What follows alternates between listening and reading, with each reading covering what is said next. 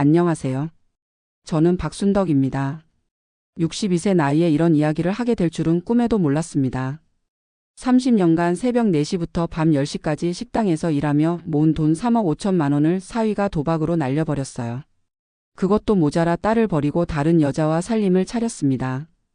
딸은 그 충격으로 수면제를 먹고 자살을 시도했고 지금도 병원에서 의식불명 상태예요. 처음엔 세상이 무너진 것 같았습니다. 하지만 저는 포기하지 않았어요. 딸과 손녀를 위해서라도 절대 물러설 수 없었거든요. 그래서 제가 직접 복수에 나섰습니다. 법정에서 그리고 인생에서 말이죠. 오늘 여러분께 들려드릴 이야기는 한 어머니가 가족을 지키기 위해 벌인 치밀한 복수의 전말입니다.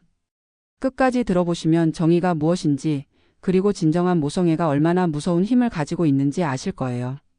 7년 전 딸 민주가 결혼한다고 했을 때부터 제 마음 한구석은 불안했어요. 사위 김태호는 겉보기엔 괜찮은 남자였습니다. 중소기업에 다니는 과장이었고 연봉도 4,500만 원 정도 됐죠. 키도 크고 얼굴도 준수한 편이었어요. 하지만 뭔가 제 눈엔 믿음직스럽지 않았습니다. 첫 만남에서부터 그랬어요. 딸과 함께 저희 집에 인사를 왔는데 말은 정중했지만 눈이 계속 다른 곳을 보고 있었거든요. 제 얼굴을 제대로 쳐다보지 않았습니다. 손목에 차고 있던 시계도 너무 비싸 보였어요. 자기 분수에 맞지 않는 것 같았달까요? 어머님, 민주를 평생 행복하게 해드리겠습니다. 그때 태호가 한 말이에요. 하지만 그 말을 할 때도 시선이 제 어깨 너머로 향하고 있었습니다. 왠지 모르게 공허한 느낌이 들었어요. 딸은 완전히 반해 있었습니다. 엄마, 태호 오빠가 얼마나 좋은 사람인지 몰라요. 나한테 정말 잘해줘요. 그렇게 말하는 딸의 얼굴이 너무 밝아서 저도 제 걱정을 접어둘 수밖에 없었어요. 결혼 준비를 할 때도 태호는 이상했습니다. 예단이며 예물이며 모든 걸 딸 쪽에서 준비하겠다고 했어요. 저희 집 형편이 넉넉하지 않아서요. 죄송합니다. 그러면서도 결혼식장은 제일 비싼 곳으로 잡더라고요. 웨딩드레스도 300만 원짜리로 골랐습니다. 저는 30년간 모은 돈 중에서 1억을 딸 결혼 비용으로 썼어요. 나머지 2억은 신혼집 전세 보증금으로 빌려줬습니다.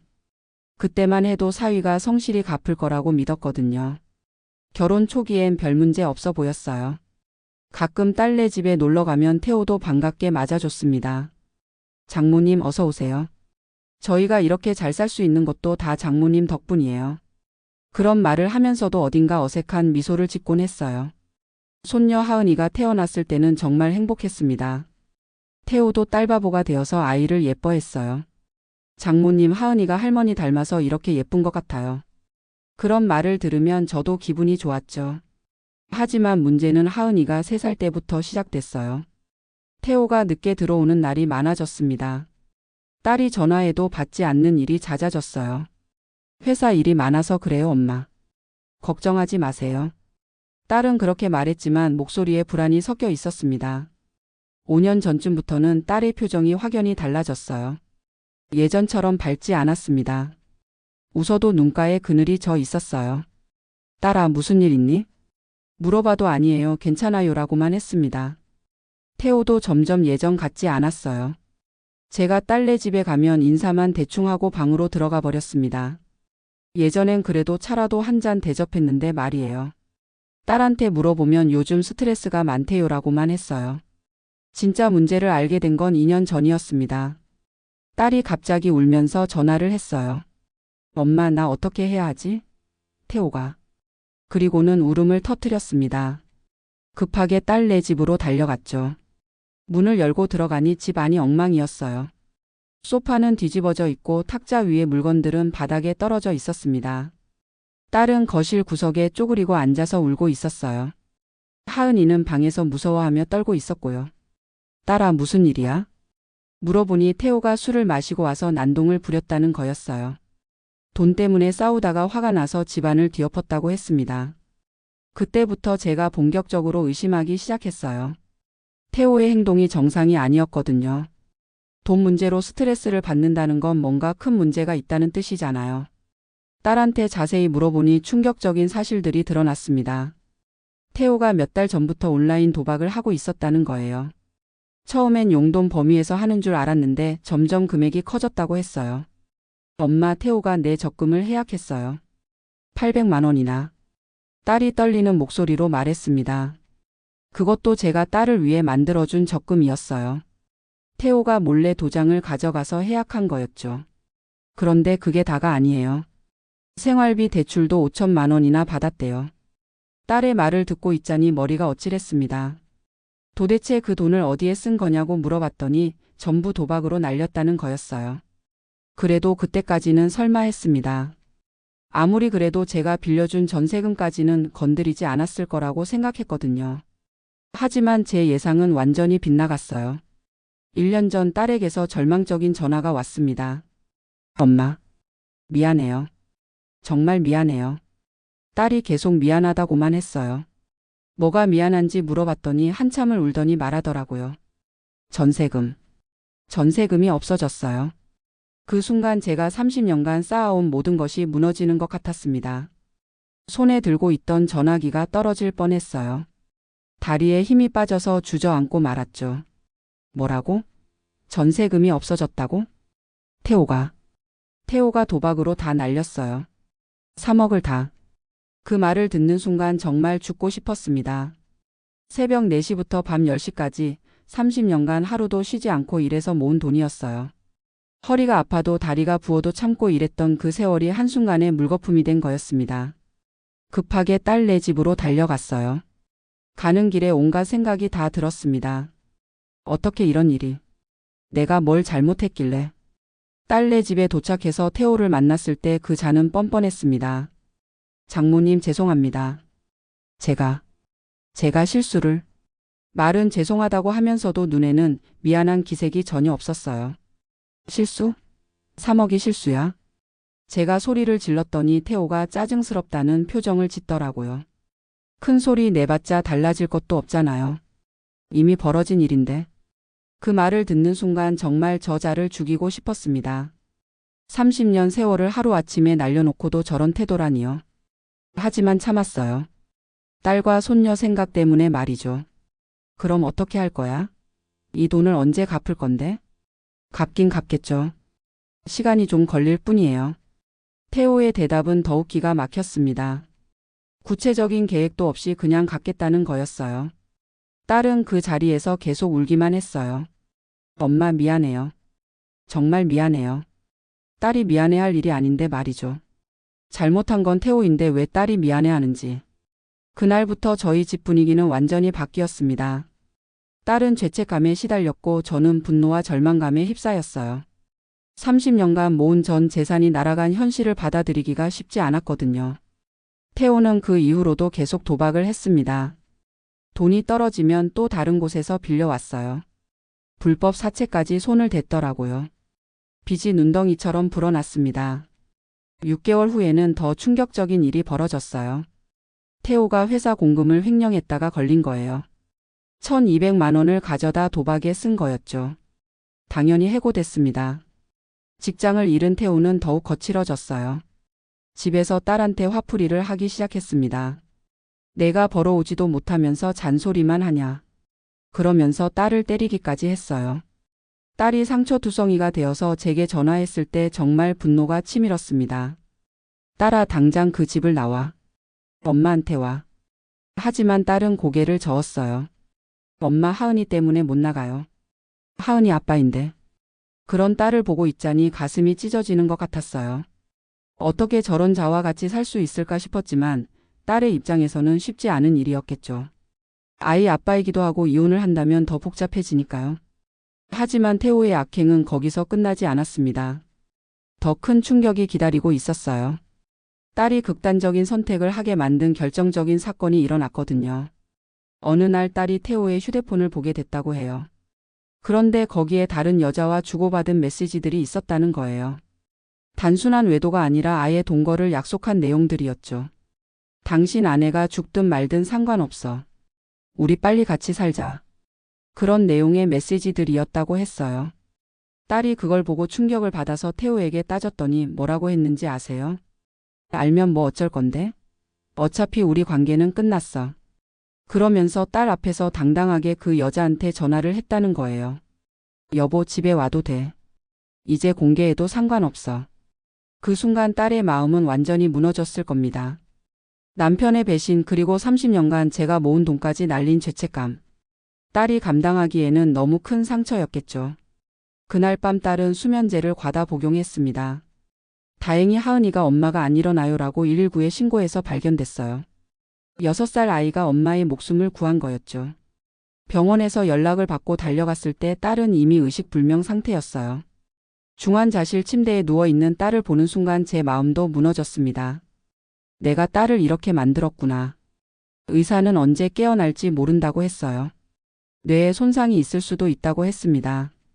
그 말을 듣는 순간 정말 세상이 끝나는 것 같았어요. 그런데 더 기가 막힌 건 태호의 행동이었습니다.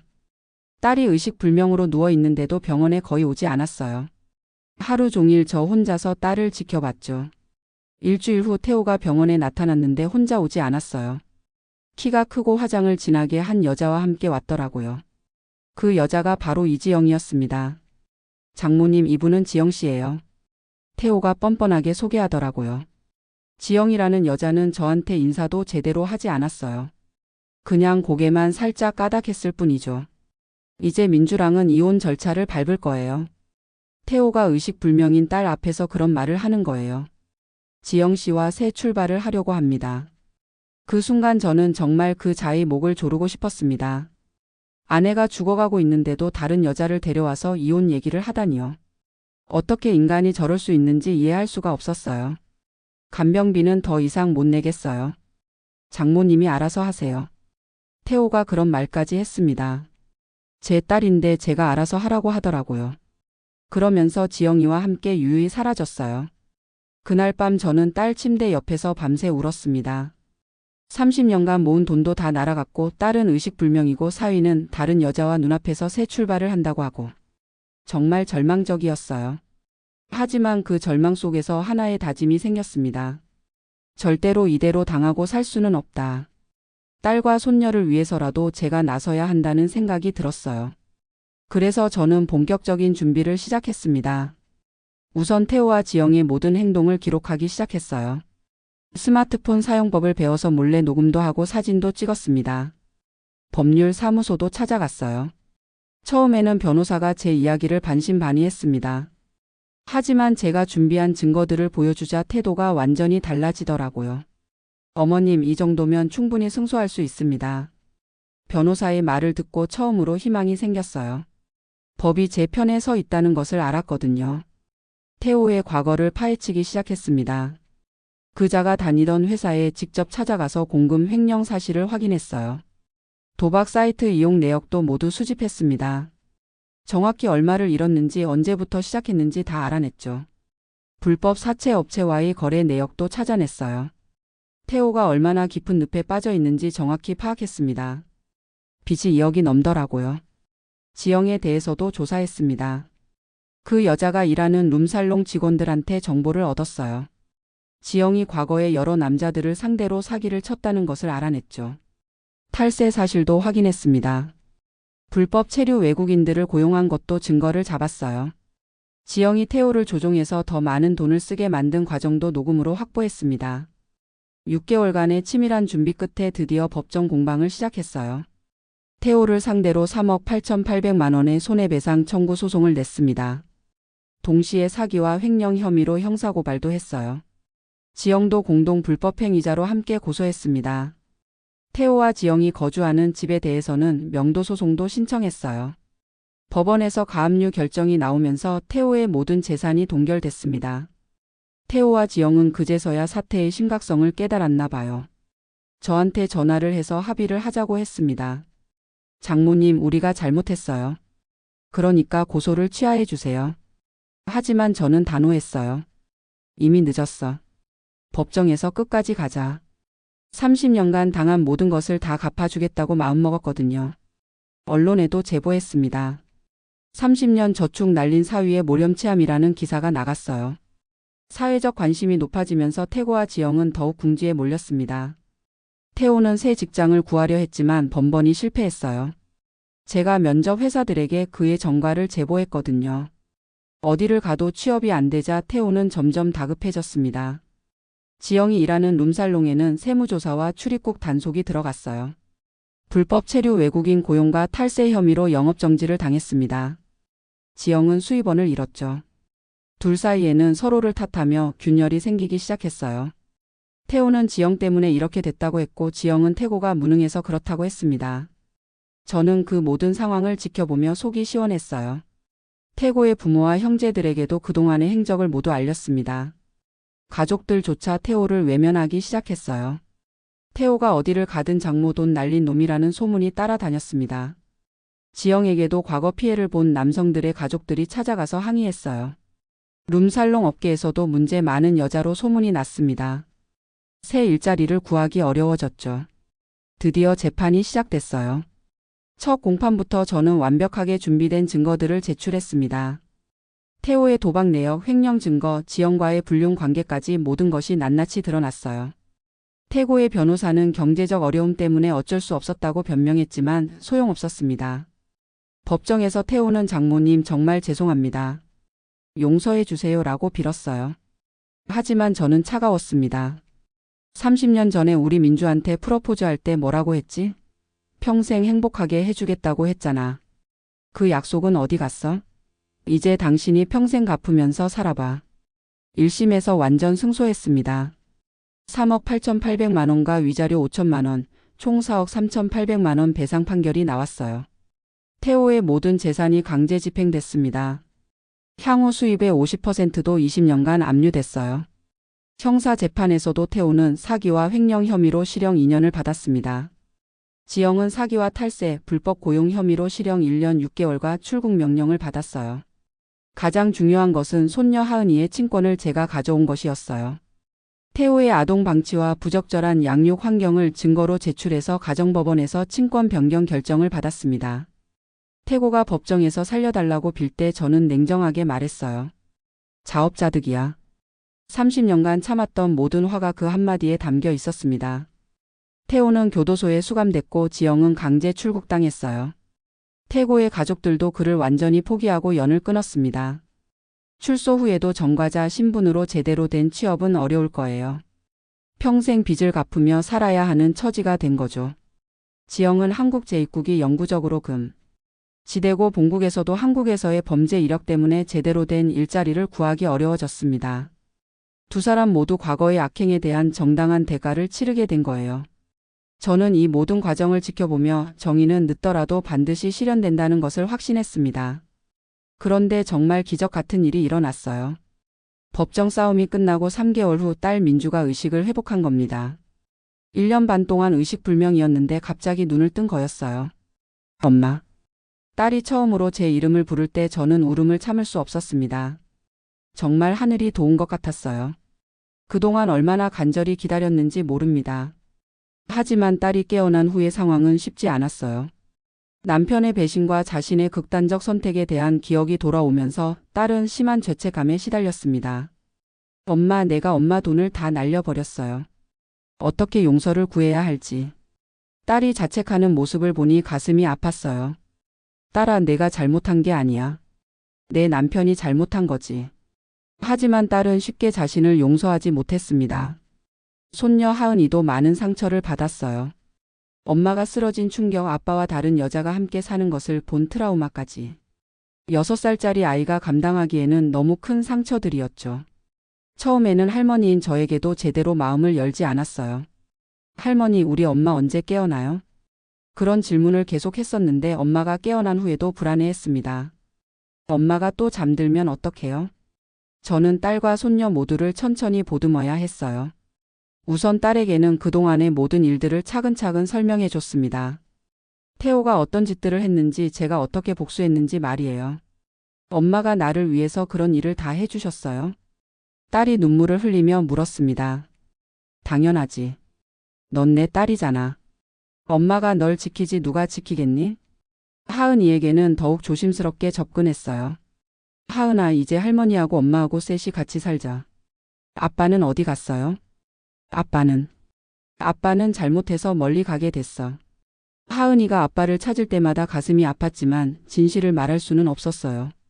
아이에게는 너무 잔혹한 현실이었거든요. 대신 할머니와 엄마의 사랑으로 그 빈자리를 채워주려고 노력했습니다. 승소로 받은 배상금으로 저는 작은 분식점을 열었어요. 30년간 식당에서 일한 경험이 있어서 자신 있었거든요. 비록 크지는 않지만 저희만의 공간을 만들 수 있었습니다. 엄마, 제가 도와드릴게요. 딸도 점점 회복되면서 분식점 일을 도와주기 시작했어요. 교직으로 돌아가는 것은 조금 더 시간이 필요했지만 함께 일하면서 서로를 치유해 나갔습니다. 하은이는 새로운 환경에 적응하는 데 시간이 걸렸어요. 하지만 할머니와 엄마의 일관된 사랑 속에서 점점 밝아졌습니다. 할머니, 오늘 학교에서 친구가 생겼어요. 그런 말을 할 때마다 제 마음도 따뜻해졌어요. 6개월이 지나자 딸이 교직으로 복귀했습니다. 아이들을 가르치는 일이 딸에게는 치유가 되는 것 같았어요. 엄마, 오늘 우리 반 아이들이 제가 웃는 얼굴이 예쁘다고 했어요. 딸이 그렇게 말할 때 정말 다행이라는 생각이 들었습니다. 1년이 지난 지금 저희는 완전히 새로운 삶을 살고 있어요.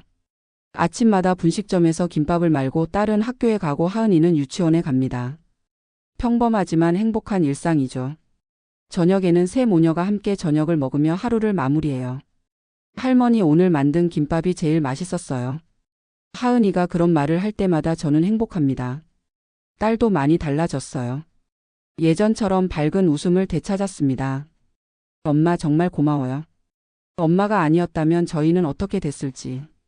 딸이 그런 말을 할 때마다 저는 뿌듯합니다. 가끔 태호 소식이 들려와요. 출소한 후에도 제대로 된 일자리를 구하지 못하고 있다고 합니다. 빚은 계속 늘어나고 있고 어디서 무엇을 하며 사는지도 모르겠어요. 하지만 저는 더 이상 그 자에게 관심이 없습니다. 지영은 본국으로 강제 추방된 후 소식이 끊겼어요. 한국에 다시 들어올 수도 없고 본국에서도 범죄 기록 때문에 힘들게 살고 있을 겁니다. 그것도 자업자득이죠. 중요한 건 저희가 행복하다는 거예요. 30년간 모은 돈은 돌아왔고 딸과 손녀와 함께 새로운 꿈을 키우고 있습니다. 하은이는 피아노를 배우고 싶다고 해서 피아노 학원에 보내고 있어요. 할머니, 저 커서 피아니스트가 될 거예요. 하은이의 꿈을 들을 때마다 저는 더 열심히 일해야겠다고 다짐합니다. 손녀의 꿈을 이루어주고 싶거든요. 딸도 새로운 목표가 생겼어요. 교장 선생님이 되는 것이 꿈이라고 하더라고요. 엄마, 저도 엄마처럼 강한 사람이 되고 싶어요. 딸의 그런 말을 들으면 제가 해온 모든 일들이 보람 있었다는 생각이 듭니다. 지난 주말에는 세 모녀가 함께 놀이공원에 다녀왔어요. 하은이가 롤러코스터를 타고 싶다고 해서 함께 탔는데 정말 오랜만에 크게 웃었습니다. 딸도 저도 하은이도 모두 행복한 얼굴이었어요. 그 순간 저는 깨달았습니다. 진정한 복수는 상대방을 망가뜨리는 것이 아니라 우리가 더 행복해지는 것이라는 걸 말이에요. 태호와 지영은 자신들의 행동에 대한 대가를 치렀지만 저희는 그보다 더 큰 행복을 찾았습니다. 매일 아침 분식점 문을 열 때마다 저는 감사합니다. 30년간 새벽 4시에 일어나 식당에서 남의 일을 하던 제가 이제는 제 가게를 운영하고 있으니까요. 딸과 손녀와 함께 일할 수 있어서 더욱 행복해요. 요즘 하은이가 자주 하는 말이 있어요. 할머니는 세상에서 제일 강한 할머니예요. 그런 말을 들을 때마다 제 가슴이 뿌듯합니다. 손녀에게 강한 할머니로 기억되고 싶었거든요. 딸도 많은 걸 배웠다고 해요. 엄마를 보면서 포기하지 않는 것이 얼마나 중요한지 알았어요. 그리고 가족을 지키기 위해서는 때로는 싸워야 한다는 것도요. 저는 이 이야기를 통해 많은 분들께 전하고 싶은 말이 있어요. 세상에는 악한 사람들이 분명히 존재합니다. 그들은 착한 사람들의 선의를 이용해서 자신의 이익만을 추구하죠. 하지만 그렇다고 해서 포기하거나 참고만 살 필요는 없어요. 법이 있고 정의가 있고 그리고 무엇보다 포기하지 않는 의지가 있다면 반드시 이길 수 있습니다. 저는 62세의 나이에 처음으로 법정에 서봤어요. 스마트폰 사용법도 배웠고 법률 용어도 공부했습니다. 나이가 들었다고 배움이 부족하다고 포기할 이유는 없어요. 가장 중요한 건 가족을 지키려는 마음입니다. 그 마음이 있다면 어떤 어려움도 극복할 수 있어요. 저처럼 평범한 사람도 해낼 수 있었으니까요. 지금 이 순간에도 저와 비슷한 상황에 처한 분들이 계실 겁니다. 사기를 당했거나 가족에게 배신을 당했거나 억울한 일을 겪고 계실 거예요. 그런 분들께 말씀드리고 싶어요. 절대 포기하지 마세요. 혼자서 끙끙 앓지 말고 도움을 요청하세요. 법률 상담을 받고 증거를 모으고 체계적으로 준비하세요. 그러면 반드시 정의는 실현됩니다. 물론 쉬운 일은 아니에요. 저도 1년 반 동안 정말 힘들었습니다. 딸이 의식불명으로 누워있는 상황에서 법정 싸움을 해야 했으니까요. 하지만 그 모든 고통이 지금의 행복을 위한 과정이었다고 생각해요. 복수는 감정적으로 하는 것이 아니라 치밀하게 준비해야 하는 거예요. 상대방의 약점을 파악하고 법적 근거를 마련하고 증거를 수집해야 합니다. 그래야 확실하게 이길 수 있어요. 저는 또한 이 일을 통해 대한민국의 법 시스템에 대한 신뢰를 갖게 됐어요. 비록 시간이 오래 걸리긴 하지만 정의는 반드시 실현되더라고요. 법이 제대로 작동한다는 것을 직접 경험했습니다. 앞으로 저희 가족의 계획은 이래요. 하은이가 고등학교를 졸업할 때까지는 분식점을 운영하면서 학비를 모을 거예요. 딸은 교장 선생님이 되기 위해 더 열심히 공부할 거고요. 저는 건강 관리를 잘해서 손녀의 결혼식까지는 꼭 보고 싶어요. 가끔 하은이가 물어봐요. 할머니 아빠는 언제 와요? 그럴 때마다 저는 이렇게 대답해요. 하은아, 지금 할머니와 엄마가 있으니까 괜찮지? 네, 할머니가 아빠보다 더 좋아요. 그런 하은이를 보면서 저는 확신해요. 제가 한 선택이 옳았다는 것을요. 나쁜 아빠보다는 사랑하는 할머니와 엄마가 낫죠. 마지막으로 여러분께 당부드리고 싶은 말씀이 있어요. 가족을 소중히 여기세요. 특히 부모님의 마음을 이해해 주세요. 부모는 자식을 위해서라면 무엇이든 할 수 있는 존재입니다. 그리고 돈의 소중함을 알아주세요. 제가 30년간 모은 3억 원이 얼마나 큰 돈인지, 그 돈을 모으기 위해 얼마나 많은 땀과 눈물을 흘렸는지. 다른 사람의 노고를 함부로 여겨서는 안 됩니다. 도박은 절대 하지 마세요. 도박은 개인만 망치는 것이 아니라 가족 전체를 파괴합니다. 한순간의 욕심이 평생의 후회를 만들어요. 무엇보다 정직하게 사세요. 거짓말과 배신은 언젠가 반드시 드러나게 되어 있어요. 그때는 이미 돌이킬 수 없을 만큼 많은 것을 잃게 됩니다.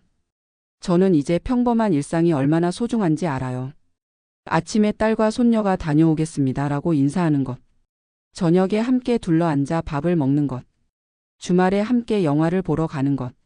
이 모든 것들이 기적 같은 일이에요. 2년 전만 해도 저는 이런 평범한 행복을 꿈꿀 수도 없었거든요. 딸은 의식불명이었고 손녀는 트라우마에 시달렸고 저는 절망에 빠져 있었어요. 하지만 포기하지 않았기 때문에 지금의 행복을 되찾을 수 있었습니다. 여러분도 지금 어떤 어려움에 처해 계시더라도 포기하지 마세요. 반드시 길이 있어요. 그 길을 찾기 위해서는 용기와 지혜 그리고 끈기가 필요하지만 말이에요. 가족을 지키기 위해서라면 저는 또다시 어떤 악마와도 맞설 수 있어요. 그것이 어머니의 마음이고 할머니의 마음입니다. 사랑하는 사람들을 지키는 것보다 더 중요한 일은 없으니까요. 지금 저는 매일 감사하며 살고 있어요. 건강한 몸으로 일할 수 있어서, 딸과 손녀와 함께 할 수 있어서, 그리고 정의가 실현되는 것을 직접 보았기 때문에요. 인생은 참 신기한 것 같아요. 가장 절망적인 순간에 가장 큰 희망이 숨어 있더라고요. 포기하지 않는 자에게는 반드시 기회가 온다는 것을 깨달았습니다. 오늘 이 이야기를 들어주신 모든 분들께 감사드려요. 여러분의 인생에도 행복과 정의가 함께하기를 진심으로 기원합니다. 그리고 저처럼 어려움에 처한 분이 계시다면 절대 혼자 견디려 하지 마시고 도움을 요청하세요. 세상은 생각보다 따뜻한 곳이에요. 정의는 늦더라도 반드시 실현되고 가족의 사랑은 어떤 시련도 이겨낼 수 있어요.